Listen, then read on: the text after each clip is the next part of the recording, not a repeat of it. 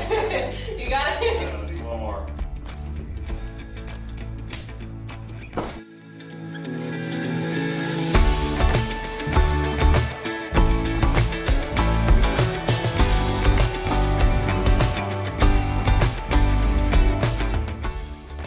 All right, welcome to the channel. Today we've got some BTS from a photo shoot I did recently with model Nani. I'll link her in the description below. This was kind of a fitness vibe that we did. She brought a couple outfits. This BTS is from one of those outfits. Decided to, on the rim lights, I had two rim lights using Godox 8300s with Godox 12 by 36 inch strip boxes. Actually, they're 10 by 36 inch strip boxes. Decided to put a little cyan gel over the bulbs in those rim lights. Was going for just a little hint of blue. I didn't want to super saturate it, and I think we accomplished that here. For the key light, I used a Godox 8400 with a glow pear snap 36 inch softbox. So immediately after the shoot, we'll do a full edit. I'll take you through the edit of one of the shots. I'm doing a lot of before and after shots that I'll show you during the shoot. So you'll get to see exactly how I went from the before to the after. So with that said, if you like this kind of content, give me a subscribe. If you like the video, give it a like. I really appreciate it. And let's just go ahead and get into it. All right.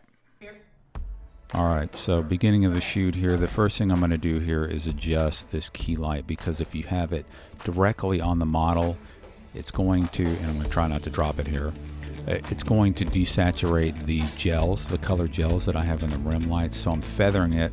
One is a good idea, but two, I want it kind of off to the side and blowing by her so it doesn't desaturate the blues too much. So you can see in the before, I do have a hint of blue hitting her on the sides, and then in post I can saturate it and actually saturate the backdrop a little bit as well.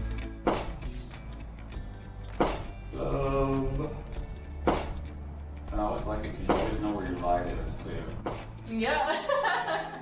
Never, I get some people and they're like looking off over that way, and I'm like, The light, right here. the light. Perfect.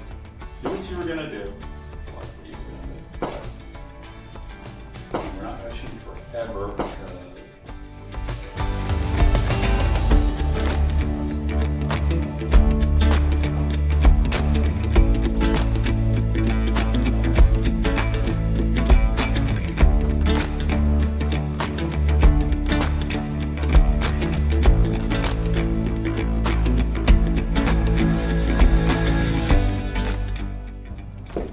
let's do, oh, I like that. Good, we'll do that.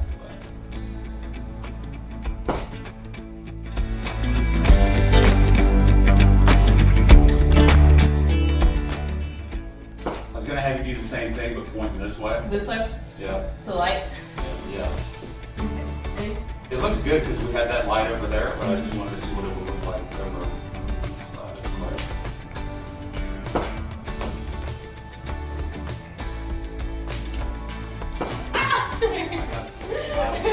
You got it? Let's do one more.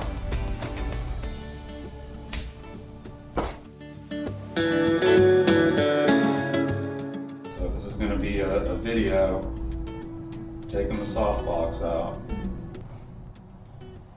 I forgot what I did. This one? Yeah, you're kind of looking up. I can do a yoga pose. There you go. There you go.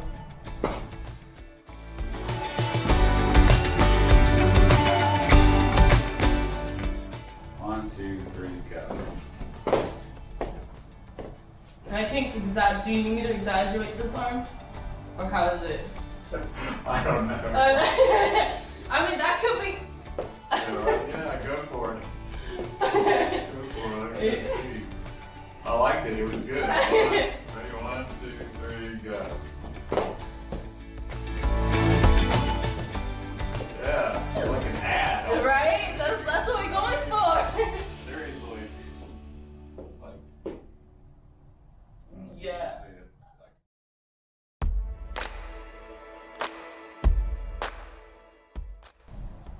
Are you doing full body or tight? Tight. Okay.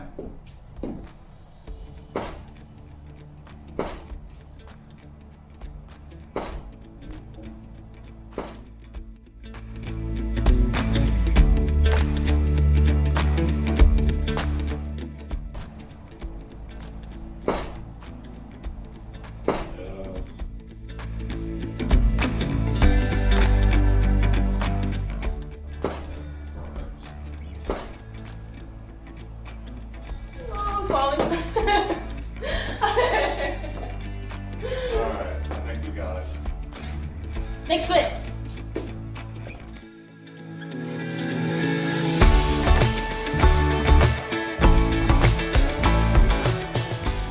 So the first order of business is let's get rid of the softbox. So I'm just going to do a Control J to duplicate the background layer. And I'm going to grab my lasso tool and I'm going to just lasso around this. Doesn't obviously have to be perfect. And I purposely got pretty far around it. I could even come in a little bit more. Let's do it again. I just messed it up anyway. She's got kind of a glow. That's what I'm trying to figure out right now. She's got kind of a glow behind her where the light hit, and I'm just kind of looking at the shadows. Let's grab that. And we can do Shift F5, and that will bring up the content aware fill. Hit OK. And it should replace it. Yeah. So easy as that. It's gone. A little bit of an artifact there. That's kind of what I was concerned about with the selection. It was kind of dark over there. We'll kind of fill that in. So let's go ahead and do that. Let me grab a paintbrush tool. We'll just do it on the same layer. And gonna kind of, let's do this. Select the subject. So we'll do a quick selection tool and then come up here to select subject. It could be a tough one up here in these darker areas where there's not a lot of contrast. Maybe in her hair, it may not do a great job. So let's take a look. So we're going to have to obviously refine the selection. Did a little better job than I thought. It's not perfect like up in here. So we'll kind of, as much as we can, refine the selection here. Again, it's not perfect, but all right. So that's a little better there. Going to kind of just get the fingers a little better right here. I can go in after the fact because I'm going to create a mask based on this selection. So I can go in after the fact and adjust the mask as well. But just trying to get the selection as good as possible, right? So I know that over in the hair, it missed a lot right here as well. So we're going to come in, try and get this as best we can. I'm just clicking, and sometimes I'm clicking and dragging if it's a large space. And so that's pretty good. What I'm going to do, I could obviously go to select and save the selection. What I like to do is I know I'm going to use a curves layer, but I can go ahead and create that curves layer, and it will create what I'm looking for in the end, a mask based on that selection. Now my eye just caught this bow right here. It was not part of that, so I'll have to remember if I'm doing anything to the background, it's probably going to cover up that tie. It's kind of these ties in the back. So just something that I keep in mind of with the selection. So you can see when I created a curves layer here, it created a mask based on my selection. The subject was selected, so you can see the part in white is what is selected.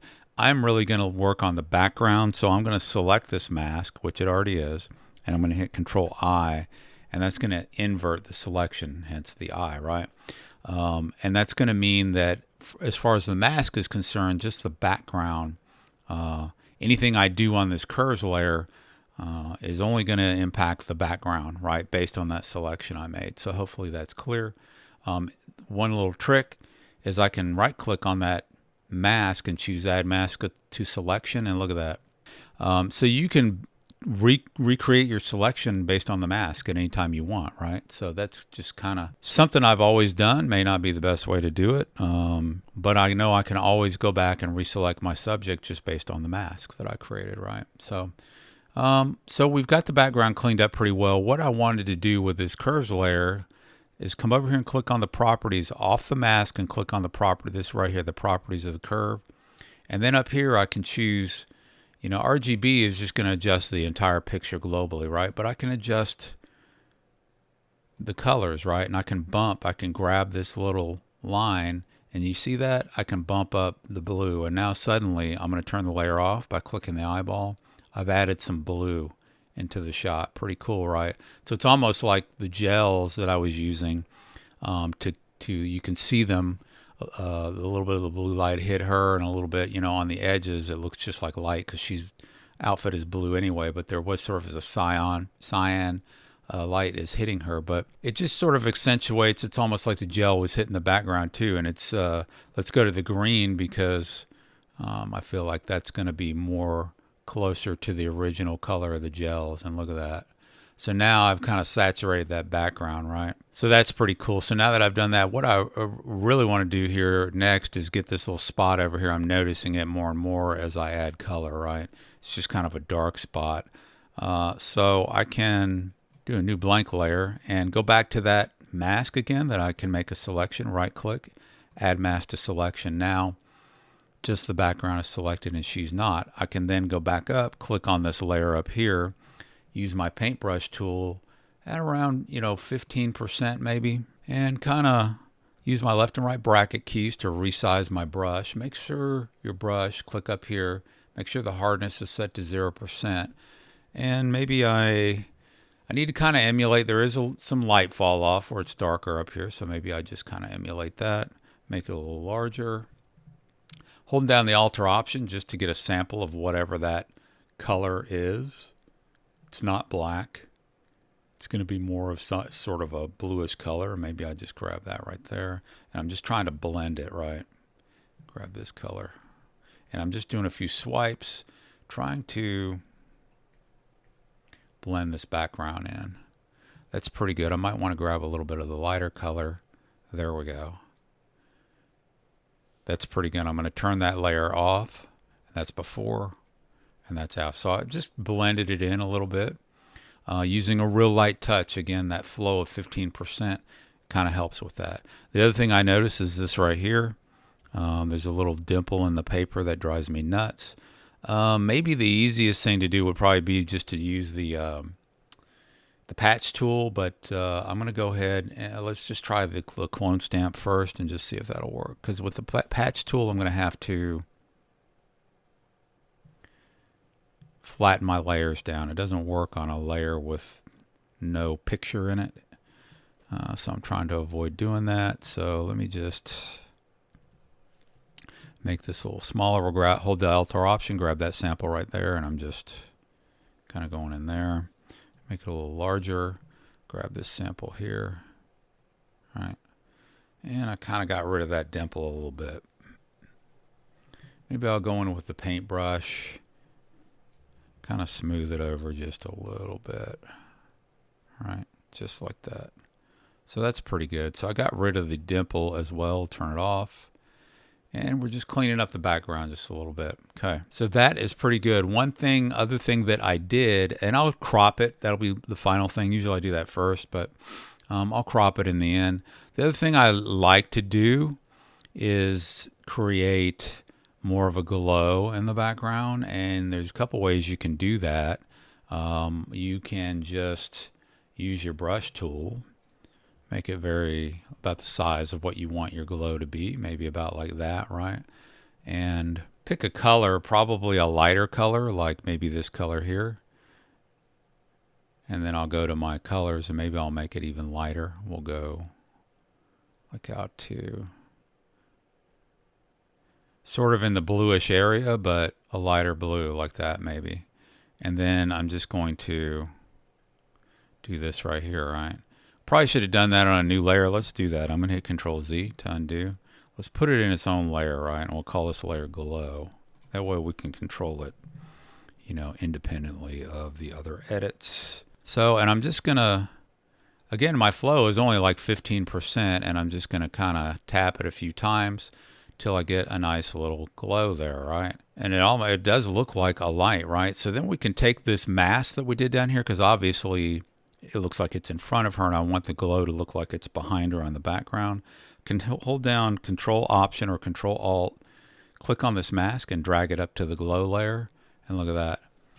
I've now put it in the background. Now some things we'll have to take care of are this little bow right here, right? And then the hair in the back and the ear right here. So we can come up to this mask, paint on the mask with black, because black will remove from the white areas of the mask. Hold down the left bracket key. There is my brush. Probably, bring the flow up a little higher to like 50%. And just come in here. And I know the mask was kind of getting into her skin and her hair right there. So, and I'm going to Control Z. Maybe we make the hardness It's going to give me a little bit more definite edge to it. Okay, just like that. And I know the mask wasn't perfect to begin with. And then we'll go to white. Maybe just come right here. Okay, so that's pretty good. I mean, a pixel peeper is going to notice that, but I'm going to take another step on this right here, and I'm going to change the blend type to something else. That color dodge will look good right off the bat. Maybe darken. It's just going to help it blend a little bit more. Screen. The color dodge looks good right off the bat. Lighter color is okay. Overlay. Soft light. It's looking good. Hard light. Vivid light looks good. Linear light. Maybe the linear light. Pin light. I like the pin light too. It's getting to be a matter of preference. Maybe the pin light, and we'll turn the layer off. That's without the glow, and that's with the glow. And so maybe I want to even bring the opacity down of that glow just a little bit, right? So now it's a little more believable, right? We'll turn it off. There it is, and there it is with the glow. And it's to taste, you know. You don't want to overdo anything really, maybe like that. It doesn't look like there's much there, but when you turn it off, you definitely notice the difference, right? You turn it on, oh, suddenly you have a glow there. And that's all there is to it, and it blends better with the hair up here now, right? So that's pretty good. And I can see a little spot here. I can come back and get the mask. There's going to be, you know, this area here. I'm going to want to go back to the mask, paint with black. To remove that lightness from this spot. You just want to zoom in, right? So you don't want to, when you're doing your shots, you don't want to miss a little things like that, because that'll be a dead giveaway, right? That it's an edit. And again, I'm using a hard brush now to keep this from bleeding out too much. So with soft brush, it would kind of bleed outside the lines. Hard brushes, you're going to stay inside the lines a little better, right? So just like that. I kind of messed it up there, but you get the idea. Come in here and add back to it. So that's the idea. Come back in, and there the bow is back. Okay, and that's pretty much all there is to it. I'm going to do a Control Shift Alt or Option E. That's going to flatten it down and give me a brand new layer here with everything in it. And maybe I want to go and do the Instagram crop now at 4:5. Make sure it says 4:5 up here. Click once on the cropped area. That's going to sort of activate it, right? And then come down here, grab your line here, pull it down to about where you want it to be. Maybe about right there is good. And then I want to pull this one up to here. That's pretty good. Make sure Content Aware is checked and hit the checkbox here. And it should fill in the edges pretty nicely. Doesn't always, but let's see. Yeah, looks good. You want to check your edges, make sure it looks good, and that's pretty much it. That's all there is to it. So I would save that and post it, and that's exactly what I did. Check out my Instagram at Gregory K Portraits, and give this if you like this type of content, give me a subscribe. I really appreciate it. It encourages me to continue making these videos for you, and give it a like if you liked it. All right, thanks a lot.